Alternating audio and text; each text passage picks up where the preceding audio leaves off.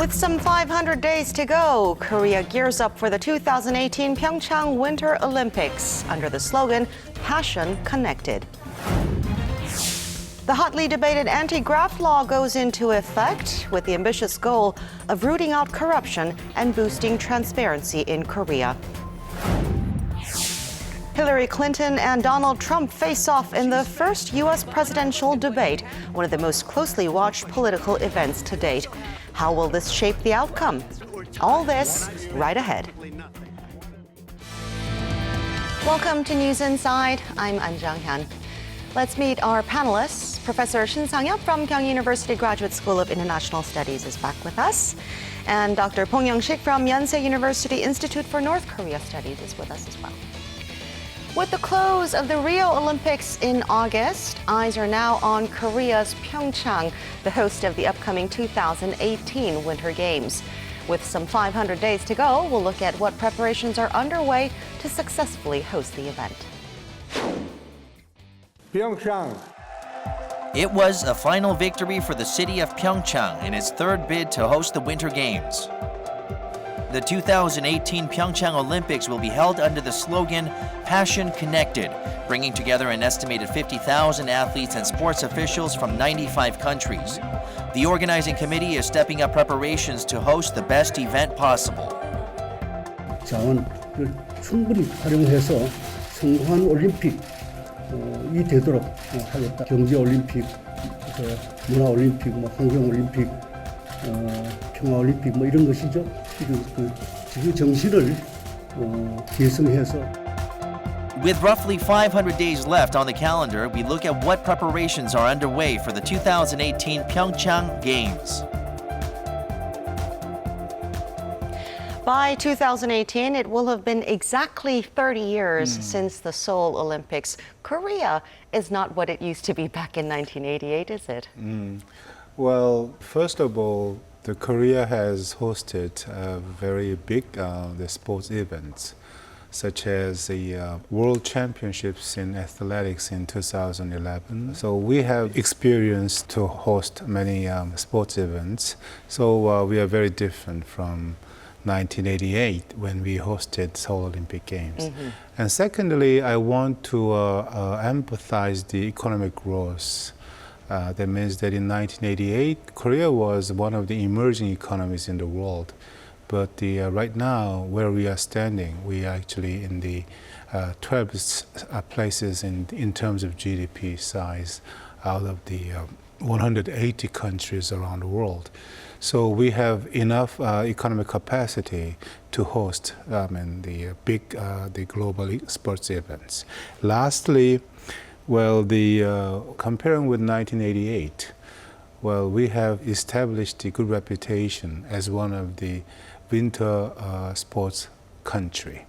Well, we have Kim Hyuna, and then we have world reputations in the short skatings. So we have a well-built status as one of the strong winter sports, the games. Well, a lot of people probably still remember the moment from Durban, Africa, when PyeongChang was finally announced as the host of the 2018 Games. So third time was the charm for Third PyeongChang. time was the charm. I guess the secret of success to win the bid to host the 2018 PyeongChang Olympic Games in winter was two things. One, the theme was well chosen. The slogan, New Horizons, was very appropriate to appeal to the IOC members that it is time to look at the underserved market, which is Asia. Olympic Games core spirit should be hope for the young athlete. So giving chance to young athletes in winter games in the underserved area, which is Asia, should be the focus that should be considered. I did some research, and the message to the IOC members included that of the 21 winter games held so far until 2011, since 1924, 19 of them have been held in the traditional winter sports market like Europe and the United States, but only twice in Asia and both times in Japan. Right. So that image of South Korea underserved market. But with young athletes like Yuna Kim, with huge potential, was very much on the target for the IOC members. And Yuna Kim also made a very impassioned speech to the IOC members at the selection ceremony that, quote, Korean government created the Drive the Dream project to fund the winter sports facility and training for athletes. So thanks to that program, Korea earned a total of 14 medals in the Vancouver Olympic Games, which was a very spectacular record for emerging country in the winter sports. So not only Korean committee succeeded in projecting the right message to the IOC members, but also supported the message by demonstrating the capacity to make it right in 2018. Well, in addition to giving hope to the younger generation, there were other factors that worked in PyeongChang's favor as well back in 2011, right? Right. PyeongChang was chosen as the venue for the 2018 Winter Olympic Games. But before this decision was made by the IOC, Korea has tried to two times to be the host of the 2018 PyeongChang Winter Games. The first trial was made in 2003 at the IOC meeting was held in the Czech, and then the second was happened in 2007 in Guatemala. But unfortunately, we failed to be chosen as the venue for Vancouver and Sochi. They hosted the Olympics since then. But unlike the expectation which the Koreans and the other countries had, the Korean government and then PyeongChang, they tried to be the host of the Winter Olympic Games one more time. It gave a very strong the impression to the world sports leaders. So, and at the same time, this kind of efforts could be understood that the Korean government has a very strong desire or willingness to be the venue for the Winter Olympic Games. So I think this is number one factor which made such a kind of the outcomes. Strong government backing, plus we have a good track record showing that we successfully hosted these major global sporting events before. Well, with about a year and a half left on the calendar, let's take a look at what progress has been made so far and what challenges lie ahead. The foundation of a successful Olympics begins with building the venues, all of which are in their final stages. A total of 12 venues will be used for the games, and half of them, which are being newly built, now have an average completion rate of 88%. The other half make use of existing facilities, building on them to expand and improve the venue. One of the key transportation networks, a rail connecting Wonju and Gangneung, is at 73% completion. Once it's up and running at the end of next year, it will be able to transport passengers from Seoul to Gangneung, where key venues are located, within an hour and 12 minutes. Meanwhile, a plethora of publicity events have been taking place to draw in visitors from around the world. Earlier in the year, the PyeongChang committee set up 3D booths at a Berlin tourism expo to help visitors experience winter sports, and a promotional hall was also set up at Rio during the Summer Games. And as the date fast approaches, those behind the preparations for the PyeongChang Games will likely only get busier. Dr. Bong, as you briefly mentioned before, after Japan's Sapporo and Nagano, PyeongChang will be the third city in Asia to host the Winter Games. What do you think will be the key to ensuring a successful Games? Just like everything else, it should be the right combination of hardware and software. On the hardware part, enough support to lay down the reliable facility, top-notch facility should be the top priority. And it is reported that 86% of the construction has been completed, but still the organization committee seeks for additional endorsement and support from major corporations. So nationwide and massive support from individual citizens and corporations are still pretty much in need. Second is the human resources. So far, over 69,000 volunteers have signed up to be trained to eventually participate in the Winter Olympic Games in 2018. And third point is safety and security. God forbids that there's a lot of global terrorist attacks, so that South Korean police and security forces should be vigilant and prepared to deal with any accident. Well, there are high hopes that the Olympics will bring economic benefits, a lot of economic benefits to Korea. How do we make sure that they're not a one-time effect, but a lasting one? This is a very important question. From this PyeongChang Winter Olympic Games, the estimated economic effects would about the 64 trillion 900 billion won. This is really huge amount of money, isn't it?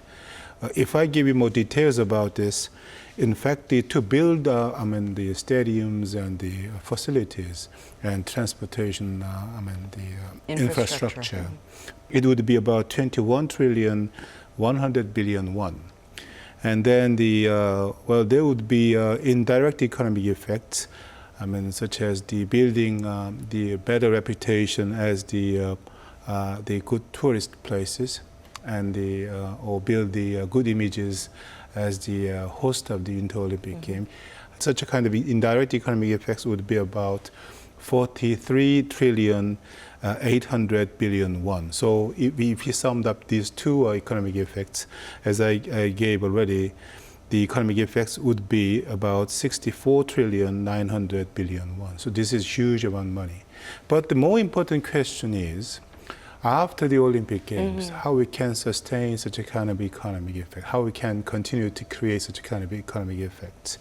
Well, with regarding the investment in infrastructure or sports facilities, well, the question we have to find an answer is how we will utilize the facilities after the Olympic Games. For the newly built sports facilities, the authorities have started to find the company or authority to run these facilities after the Olympic Games.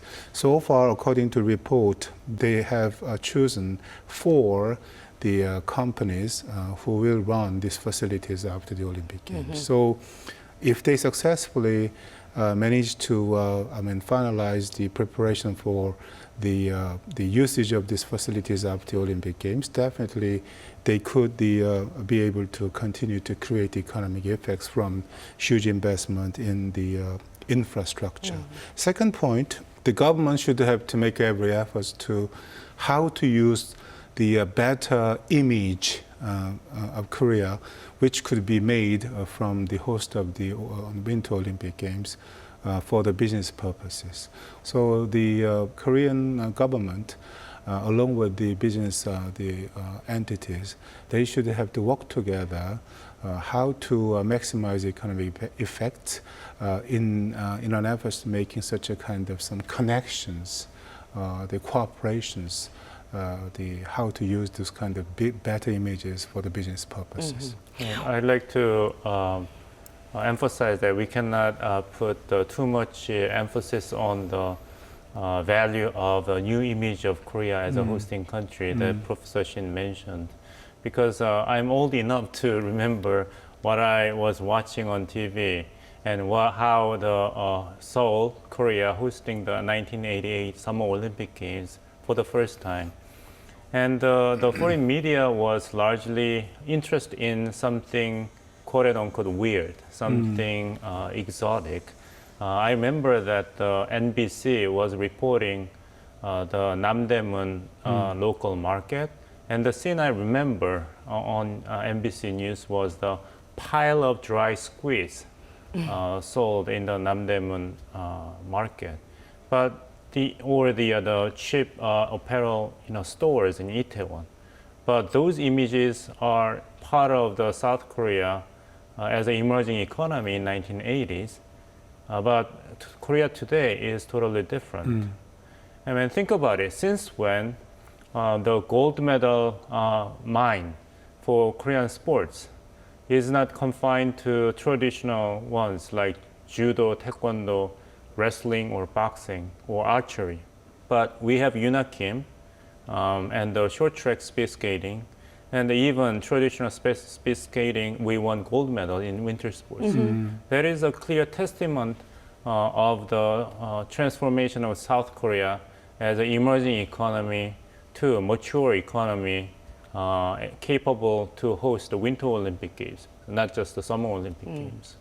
Well, after PyeongChang, Tokyo and Beijing will be hosting the next Summer and Winter Games respectively. Do you think sports can perhaps play a role in mending regional relations? Definitely. Sports and culture have been very effective and benign instrument for good foreign relations in international relations. And we have first trilateral summit meetings hosted in Seoul, Korea by Park Geun-hye administration. So the momentum, the political momentum has been already created. And I think the relay of Asian countries hosting Olympic Games, starting with PyeongChang in 2018, and the Tokyo Summer Olympic Games, and then Beijing will be the city hosting the next Winter Games. That will show the emergence of Asian power in the era of sports, and there will be a good foundation to solidify the regional cooperation among three Asian countries: It'd be interesting Korea, to China, see. and Japan. It'd be Yes. interesting to see where North Korea is going to be at these It will be games. interesting. 3 years ago, when Kim Jong-un was building the Masikryong ski resort, something at par with the standard of the ski resort that he experienced during his childhood in Switzerland. The North Korean government intermittently sent a message to Korean government that it would be wonderful if we jointly host the 2018 PyeongChang Olympic Games, including the Masikryong ski resort. But inter-Korean relations has been cooled down, unfortunately, thanks to North Korea's repeated provocations and nuclear and missile tests. So we have to wait and see. We have still about 2 years to make Year and a the- half. year and a half to decide. 500 days, right? Moving on, Korea's anti-corruption law, known as the Yongnam Act, went into effect this past Wednesday. There was a lot of controversy until the last moment, but it is considered a step forward in eradicating corruption and unfair practices. Here's a look at how the law came to be. 4 years ago, Korea's Anti-Corruption and Civil Rights Commission proposed an anti-graft bill, now widely known as the Yongnam Act. The question of who should be subject to the new regulations and to what extent sparked heated debate, but the law made its way through Parliament last year.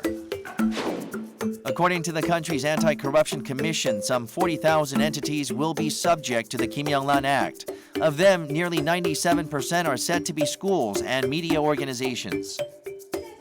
In relation to this, the Korean Bar Association had filed a petition to the Constitutional Court arguing parts of the law should be deemed unconstitutional. But the court ruled against this, saying the need for the new legislation outweighed potential violations of private interests. The new anti-graft law has now taken effect in the midst of high hopes and concerns. We examine what changes it's expected to bring to Korean society. There's still some confusion over the Yes. specifics of the law, but Yes. I think there's a general understanding and consensus among the public, don't you think? I think so, yes. Well, the people around me knows about the Yongnam Act.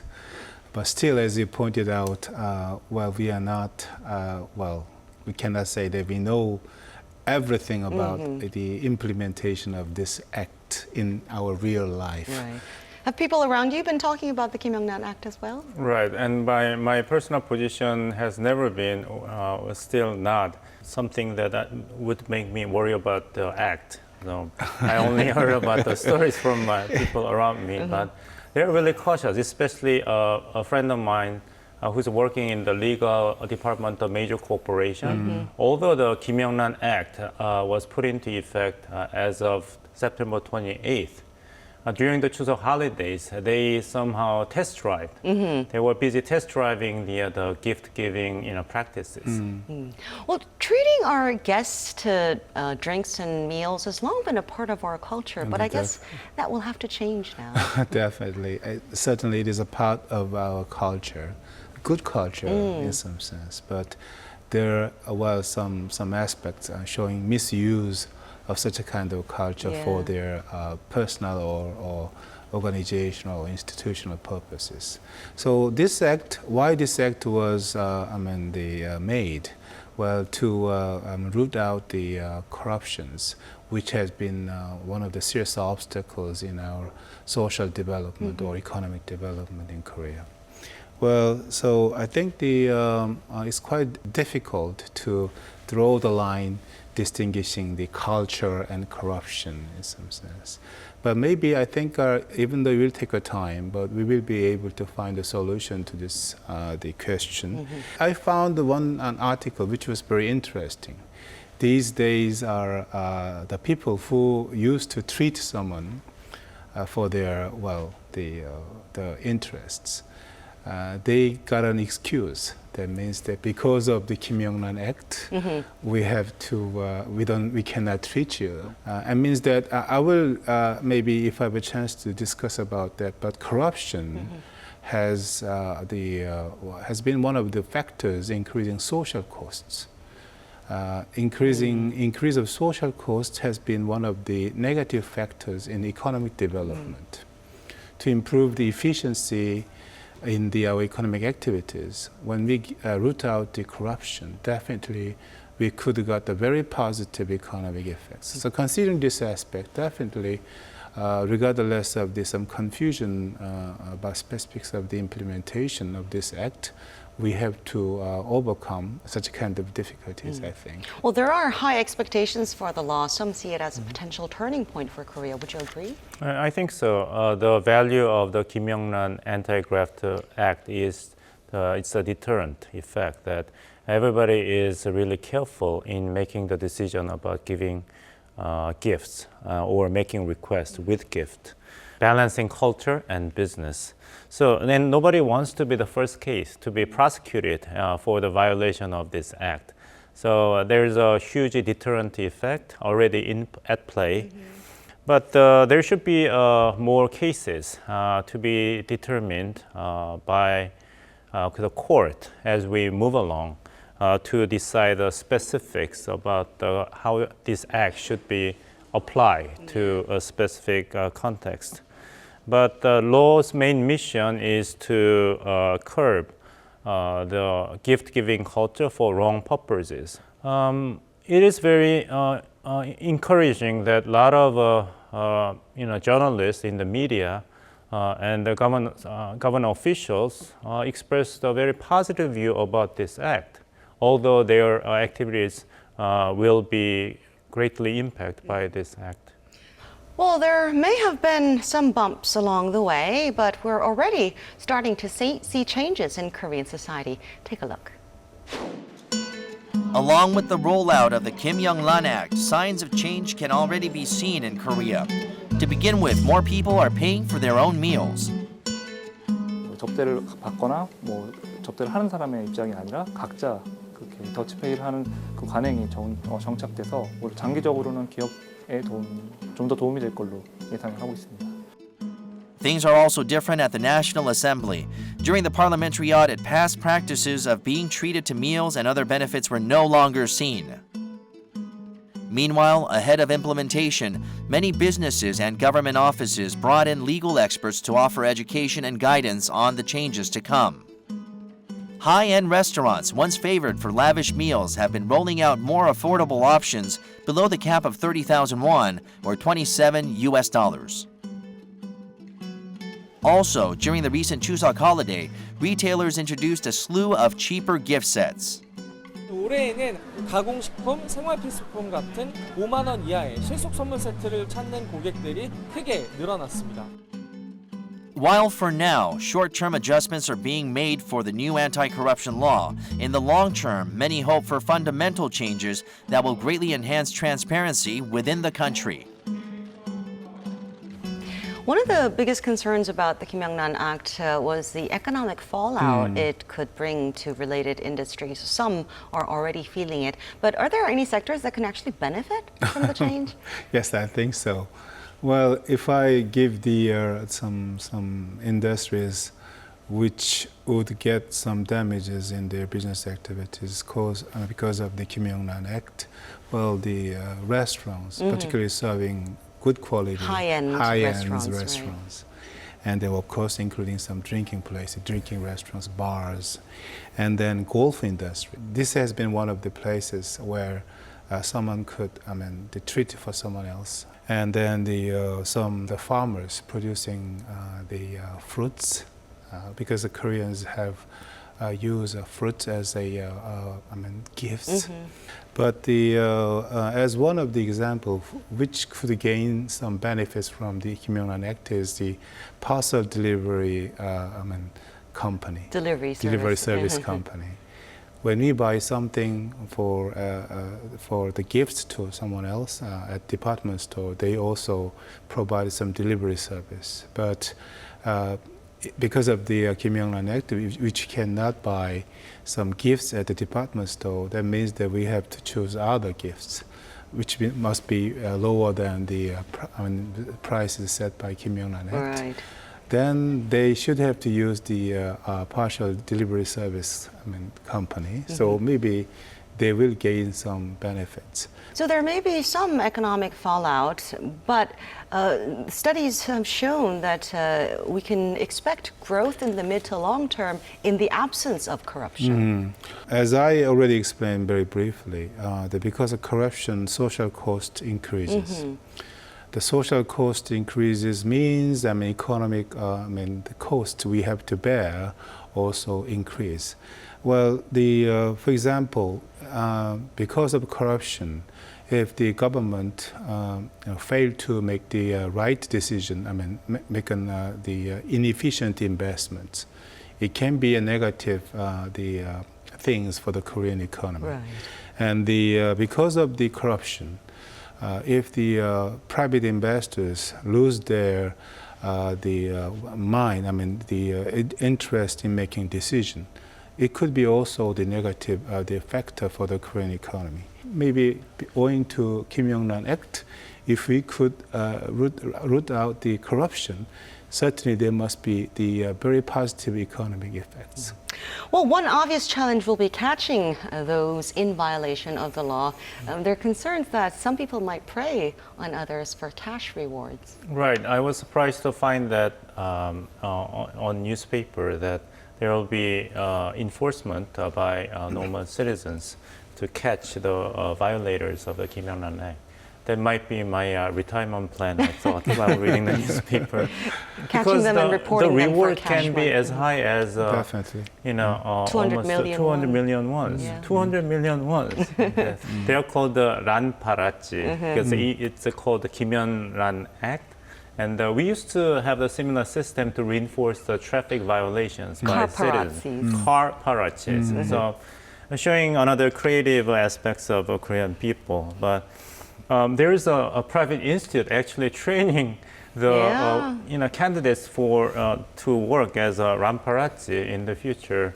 What to look out for, how to report it, how to collect report their it. cash. Right. So you might find me there as one of the research students. And the flip side of this phenomenon is that a lot of professors or government officials and CPAs or businessmen resign from their posts in the funds or the as a board member of the Ministry of Industry, Trade and Energy or National Pension Fund. So they're resigning from their public posts. Right. They just defend themselves preemptively from any scandalous implications, because as we said before, that we only are taking the first steps. The act has been in fact as of 28th of September. So nobody wants to be the first case.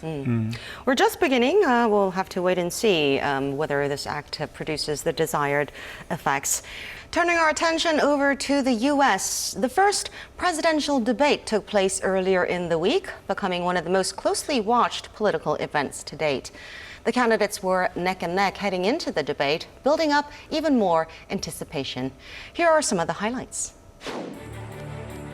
The 3 U.S. presidential debates broadcast live on television are expected to become the defining moments leading up to Election Day.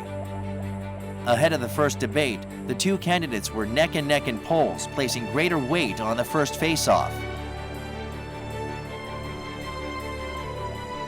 During the first 90-minute debate, Democratic nominee Hillary Clinton and Republican nominee Donald Trump clashed on major topics labeled America's direction, achieving prosperity, and securing America.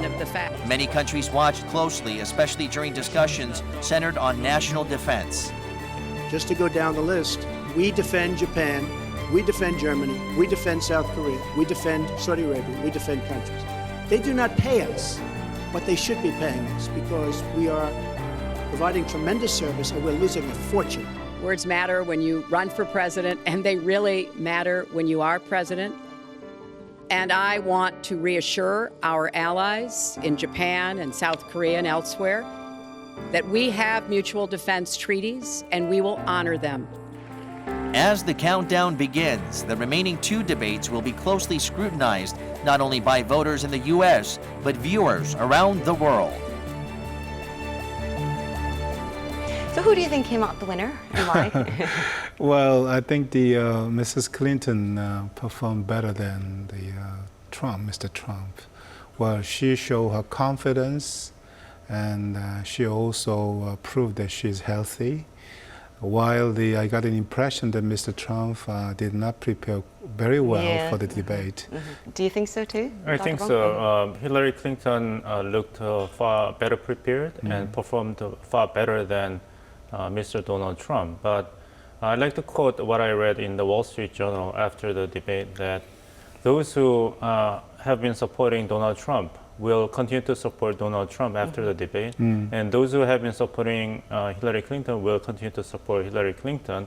And those who have not made up their mind will remain undecided, even after the debate.